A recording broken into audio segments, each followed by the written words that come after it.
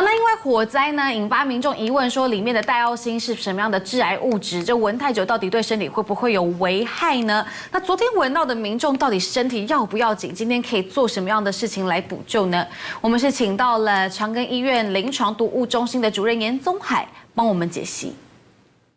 对，因为其实你闻到那个，就是说民众如果闻到烧焦味道，不一定代表是戴奥辛啦。不过就是说我们还是担心说，万一如果说 PV 的塑胶燃烧的话，不正常燃烧就会产生戴奥辛。那戴奥辛的话，就说如果吸到人体内，它是会累积的啦。因为我们都知道戴奥辛它已经被我们世界卫生组织归类为一级致癌物，就人体确定的致癌物。可是如果说民众在短时间大量暴露到戴奥辛的话，它有可能会有一些肝功能异常啊，还有一些皮肤变黑，不过那要很大量了。不过我觉得这个在工厂的大火燃烧，它有一些塑胶垃圾，也许会有戴奥辛，还有产生很多东西，包括悬浮微粒、细悬浮微粒，还有很严重的空污，包括氟化氢都有可能。我想最好的方法就是避免外出去吸到。那其实我们在如果说民众如果说吸到什么吃到毒物，其实我们在喝牛奶那帮助不大的。我想最重要还是